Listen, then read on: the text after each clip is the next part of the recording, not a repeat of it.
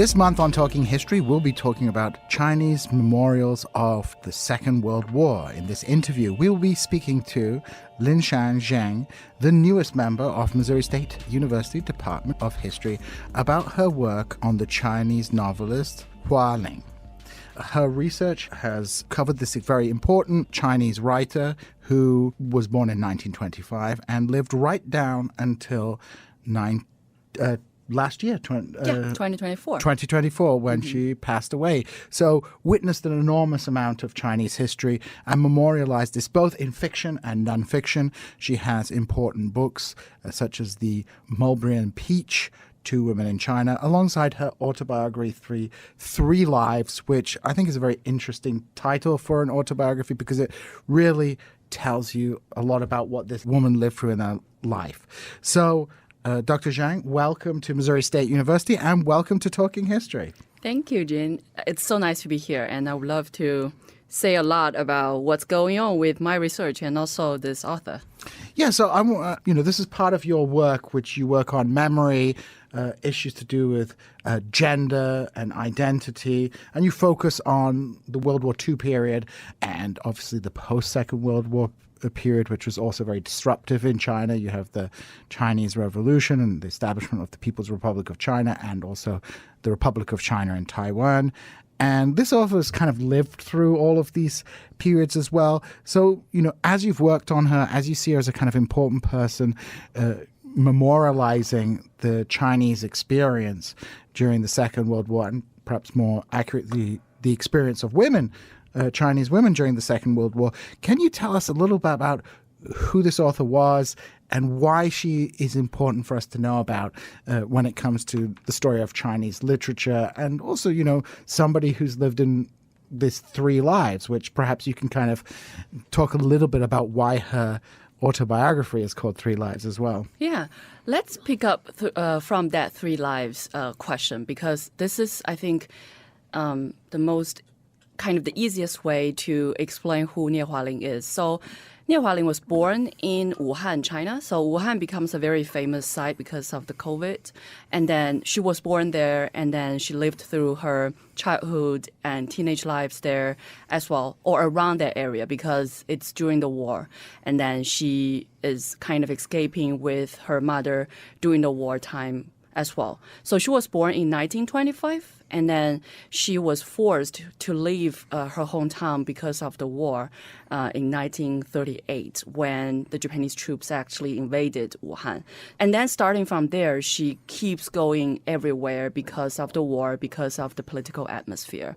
And then she moved to Taiwan with her family because of Chinese Nationalist Party's defeat during the Chinese Civil War in 1949.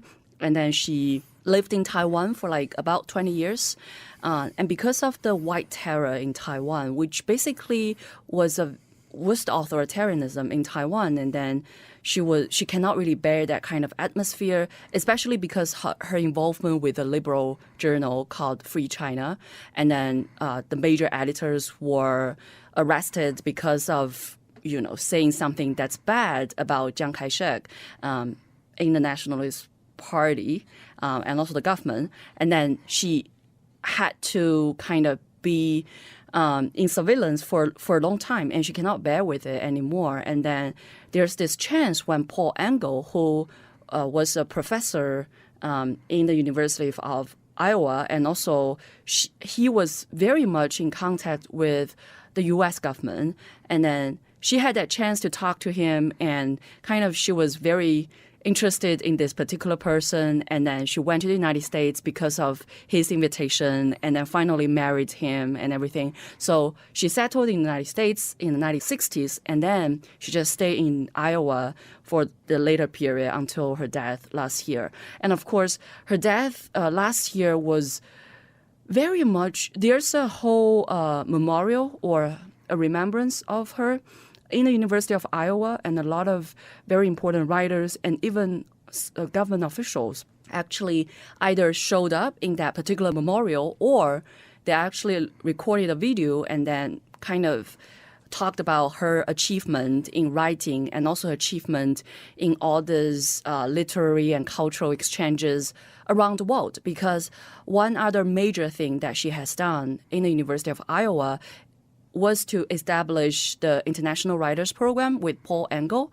and then they invited all kinds of writers from around the world, especially when all these places are still in conflict with each other. For example, People's Republic of China and also Republic of China, and they actually invited those writers from both of these regions, and they can talk to each other even though the border was still closed between these two states. So when she passed away, you said government officials came to her memorial or recorded things.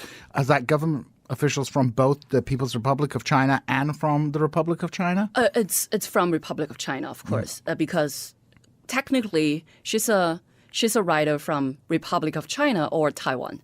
So that's another thing that's very hard to define, which is how do you say her nationality? Is she a Chinese writer, or she's a Taiwanese writer, or she's a so-called overseas Chinese writer, or a more fancy word nowadays is in my field is really Sinophone writer. So you can define her either ways, and you can find different scholarships in all these regions to talk about her in different ways. And also because she has stayed in the United States for such a long time, also one of her most celebrated works, which is Mulberry and Peach, Two Women of China, was published first in Chinese and also translated into English.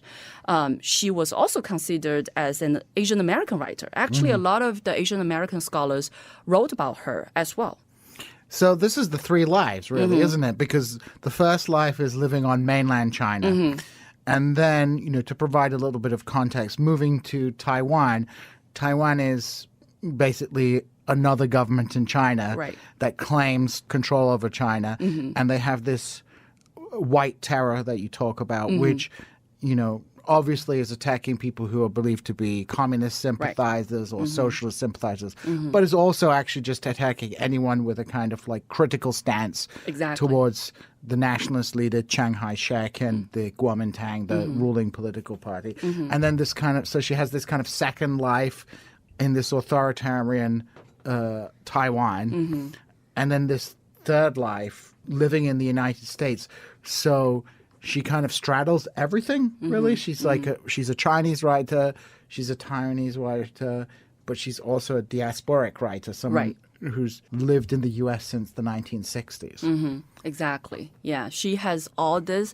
That's why it's very interesting to look into her works, because even though her first major novel was mainly about her experience in mainland China, both of her second novel and third novel, which are the novels she has written during her whole life, are both about people who has transnational or diasporic experience. And also, she wrote a lot about herself, and she had all these experiences everywhere in the world. She has also visited, for example, all those Holocaust memorial sites, and then talk about the trauma in Europe and compare it to what has happened in China as well. So all this can be comparable because of her transnational and also diasporic experience.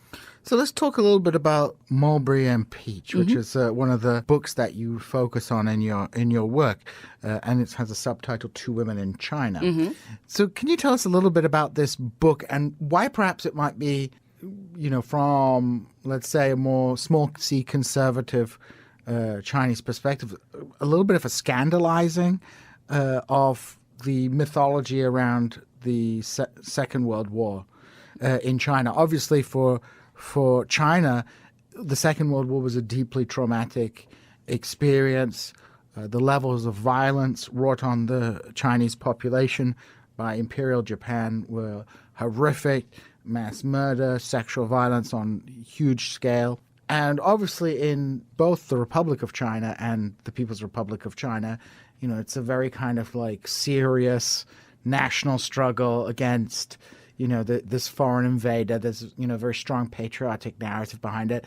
And Mulberry and Peach, which I get the impression is almost like semi-autobiographical. I would not call it that way, but because it's very experimental as well. It learned a lot about the so-called Cold War literalism in the United States when people love to write about psychological effects. And she, in her novel Mulberry and Peach, there were a lot of all this kind of imaginative but also psychological experiences that she's describing. So even for this particular female protagonist, she has schizophrenia. So basically, she is both Mulberry and Peach. And then she was Mulberry for a long time until she finally was mad and become Peach. But then we can still doubt whether she's Mulberry or Peach because they are still struggling with each other. So can you tell us a little bit about kind of the synopsis of the story, Right, just so right. that our listeners know what this Mulberry and Peach is all about Right. and where it's set? Yeah. So Mulberry and Peach has 4 parts, and they are only showing you a segment of 4 major historical periods. So the first part is about the Second Sino-Japanese War, or you can call it in the Chinese way, which is the War of Resistance against Japan. And then the second episode or second part is about the Chinese Civil War. And then Mulberry is actually escaping the war-torn Beiping or Beijing, which was the capital and still the capital of China. And then the third part is about the White Terror in Taiwan, even though White Terror as a term was never used in this part because it was still a taboo topic at that time in Taiwan. This book was banned in Taiwan, or I would say the serialization was banned in Taiwan exactly because it was alluding to the White Terror. It talks about her family being confined in an attic, and they cannot really escape, and her husband was basically trapped there, and then she finally managed to escape by using her body to kind of attract the house owner in that particular time. And then the fourth part is actually when, again, the female protagonist moved to or escaped to the United States, and she witnessed all those protests against the Vietnam War. And then she was also the so-called Chinese American and struggling to be the model American, model, what's that called? Model minority. But then she cannot. And then she had all the sexual relationships with other male Chinese Americans. So it's really all these different segments of the whole 20th century trying to connect what's going on in mainland China, in Taiwan, and in the United States, and try to figure out who she is. But then for a long time, actually, in the scholarship discussing Mulberry and Peach, everyone focuses on the allegorical reading of the novel. So instead of focusing on the female protagonist herself, they focused a lot about what I just talked about, all those historical events and how this particular novel was actually showing all those historical events. But then later scholarships really focus more on Mulberry and Peach herself instead of the so-called grand narrative. And so Mulberry and Peach is this kind of the setting. You would say, for example, the setting is important, but a lot of people who have written on this book or who have discussed this within the context of Chinese literature have kind of looked at it too much as a kind of historical allegory, as opposed to this kind of psychological drama. And I think people would be surprised, or at least people who are not familiar with Chinese literature would be surprised about how explicit some of the themes are in it, especially some of the sexual themes that are present in the novel. Can you talk a little bit about that and, what is being expressed in this kind of discussion of sexuality in this book? And, how have people reacted to it as well? Because, up until the 1950s and 60s, sexually explicit material in literature was still very controversial in Britain. Up until I think it was in the 1960s, they had an obscenity trial about Lady Chatterley's lover, which was a very famous line where the judge said, "Would you allow your maid to read this novel?" And people thought, people don't have maids anymore. But this is like a lot of the themes here, I would say, people would associate with very modern kind of literature. So can you talk about how she tackles sexuality in this novel and why perhaps it might be controversial or scandalizing to a certain degree? One thing that I want to kind of I will not say correct, but then I think this is a misunderstanding to say, okay, sexual scenes are actually a very modern thing. It's actually the opposite. So in Chinese literary history, for a long time, we have all those erotic novels and pornographic novels. The most famous one is called Jinping Mei. And then I think the English translation can be the plum in the golden vase. That's a very famous one. And then, of course, even for The Dream of the Red Chamber, which is another the greatest novel in pre-modern China, it's also very erotic in some sense. And there are a lot of sex scenes, even though it's not described in a very explicit way. But then the plum in the golden vase is really the one. And also there are all these other erotic and pornographic novels already, although most of them are actually they're circulated among literates, among those who are literate. And then also they may be transmitted through oral tradition as well. It's not the so-called what you're supposed to read as Confucian scholars, things like that. But then that's already there. And then in the Republican China, for which I mean between 1911 and 1949, there were also all these more, you will call it modern novels that may be learned from other countries to write even more about erotic and pornographic themes. But then I think for Mulberry and Peach specifically, it, again, maybe learned from what's going on in the United States at that time. To talk about sex is actually some kind of challenge, or it is something that's also attractive as a literary trope. So there are all this there that I think it's important to relate to. But then I think for the writing's purpose, just for this book, it's very interesting in the sense that when you think about all those experiences during the Second World War, you don't really talk about sexuality that much. We think about disaster, we think about trauma, we think about violence a lot. But then we know very well that all this kind of violence, they can be related to sex in all kinds of sense. That's why I think this particular novel is so interesting, because it talks about sexuality of this whole group called refugee students, which is very different from most of the fiction and nonfictions that I've read about refugee students during the Second Sino-Japanese War. So, I mean, I take your point that, erotic fiction has existed for a long time in China. And I think you can say that in many parts of the world. Yeah. In the Middle East, there's a long tradition. But I guess there would be two questions I'd have about that. I mean, especially in the Middle East context where I know better, and I believe it's true in other parts of the world, during the 19th century, there's a kind of conservatization of writing and culture, and move away from, for example, for a long time, certain types of homosexuality in the Middle East were socially acceptable, but in the 19th century, they become less acceptable. But perhaps more germane to the topic is that, a lot of sexual material produced in the pre-modern period, not entirely, but is for male consumption, is written by males for males. So, it strikes me that her talking about a sexuality as a woman, and also within the context of these refugee students, and perhaps we can talk a little bit about who these refugee students were, during the Sino-Japanese War, which is, like you said, we think about disaster, war.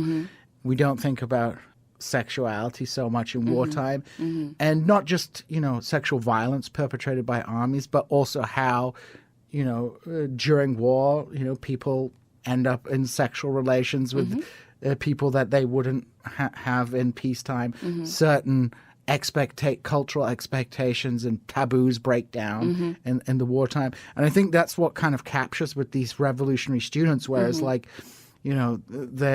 war is kind of an opportunity for them. Yeah. So could you talk about how she's portraying who these refugee students were, and what she's talking about, and how perhaps as a woman talking about sexuality, this is a kind of I don't know if you would say it was revolutionary, but it definitely seems to be avant-garde topic for someone to pick up on. Yeah, let's focus on refugee students first. So when I talk about refugee students in this particular context, the war, it started in China when Manchuria was attacked by Japan in 1931. And then people from the northern China or northeast China escaped into the inland. And then in 1937, there's this Marco Polo Bridge incident, which symbolized the full-fledged war between Japan and China. And then there's another wave of refugee crisis. And then people were moving from, Shanghai, all those coastal cities to the more inland, especially most of the destinations will be Chongqing, which is the war capital in China. And then later, of course, there's a third wave of refugee crisis because of the Chinese Civil War. But then what I focus more on is the second wave when people were escaping from the coastal cities to the inland of China. And then for a lot of these refugees, they are from all kinds of occupations because they had to escape. And of course, for richer people, they can escape quite easily because they knew the information earlier, and then they had the money to escape by all kinds of transportations. But then for most of the common people, it was a long journey, and most of the people may be dead in their journey. But then I think the way that refugee students are kind of different because they are very idealistic and they are also patriotic at the same time. So they actually did a lot of things during their journey to kind of publicize this idea that we should fight, otherwise we'll be conquered by Japanese. Don't think that you can live happily ever after in the Japanese occupation. It's not. We need to find our own Chinese identity, those things. So they did a lot of very patriotic, They performed drama, they gave speeches in this journey. And then at the same time, they are facing existential crisis. And are these, when they call them revolutionary students, refugee students, are they actually students from the university who have fled, or is it just the general term given to kind of young people? Right. Or, what's the social basis of it? Most of them are, I would say, high school students or university students. And with the kind of all those universities and high schools moving also into the inland, they move with them. So that's why they have a whole group and they can work together to do all the things that I just mentioned. But then at the same time, some of them may feel very hopeless. There are a lot of, suicide cases in the journey. And also, if you look more closely to specific historical events like the Nanjing Massacre, a lot of them may be raped and killed, especially female students, or just all kinds of possible bad things. But then at the same time, as what you just mentioned, yes, they see this as an opportunity as well. Because for a long time, because of Confucianism, a lot of the females are confined at home. They cannot really go out. And even though it's already Republican China, people are supposed to be modernized and people are supposed to have their own lives already, a lot of them may not be able to do so. So because of the war, they have to leave the home. They have to go out. And then they find, there's this whole world waiting for me. Because even though it is the war, it doesn't mean that every single step they are going into is the war zone. It's the battlefield. So they can actually experience all kinds of things. And they're not confined by their parents anymore, but maybe they are very far away from their parents. And then all those relatives were not around. So they actually have a lot of possibilities of exploring themselves and also exploring the society. So Mulberry and Peach is almost kind of showing the liberatory experience that the Sino-Japanese War was, especially for women in a certain way, in that with the breakdown of the social order and the political order, there was actually opportunities out there for women to do things that they would never have been able to do in any other particular context. Yeah. But I really want to say this is my interpretation. You didn't read the real novel. You can go back and maybe read in a totally opposite way. That's totally possible because there are scholars who write like this saying it's still all traumatic. Like I say liberatory, maybe it will offend somebody. But then for me, when I'm reading the novel, I think that's the case because Mulberry was able to leave this home that's really suppressing her because she's not a boy. And then she also had opportunity to explore her own body. But then one thing that I did want to mention her first sexual experience was definitely a rape because there's no conversational consent. But at the same time, her own feeling about this rape was very mixed. Of course, on the one hand, from a contemporary perspective, you can say because she doesn't really have sex education. She doesn't even know what's the so-called right sex. But then at the same time, I would love to say that, yes, this is still in some way liberatory for her because starting from now, she's not confined by Confucian ideals for women anymore. She can actually explore more. But it doesn't mean that she doesn't have that kind of struggle, especially psychological struggle, to say, oh, I'm now a so-called dirty woman, things like that. So. Well, I mean, we are talking about China, so let's bring up some Marxist-Leninism. Isn't this a question of, like, contradictory and parallel processes, right? Where something can both be coercive and violent and emancipatory at the same time. Right, exactly. So Mulberry and Peach can't be read in one way or another. Mm-hmm. It has to be read as these things are both happening at the same time. Yeah. Just as when you read American history, it's both the story of political emancipation and liberty and also slavery and oppression at the same time. And these processes aren't separate processes distinct from one another. Mm-hmm. They're actually the same processes affecting each other. So the coercion and the war, the displacement, the violence is at the same time an opportunity, but also a trauma. So it's both in many ways. Mm-hmm. I think so. And I think that's what's fascinating about novels, because maybe in nonfiction, it's very hard to write this way or to talk about things in this way. But then because it's literature, you can say it's imaginative. It has all these possibilities to talk about things that may not be captured by reality. So that's why I think it's very important that we still read novels when we think about history, not just, historical facts, but we can actually read novels or read history in a very interpretive or imaginative way. And that gives us more possibilities of thinking what's going on in the past. Well, Dr. Jiang, thank you so much for being with us on Talking History, and welcome once again to Missouri State. I hope we'll have you back here on Talking History again in the future. Thank you so much for having me. You can catch this episode and our entire back catalog at ksmu.org or wherever you get your podcasts.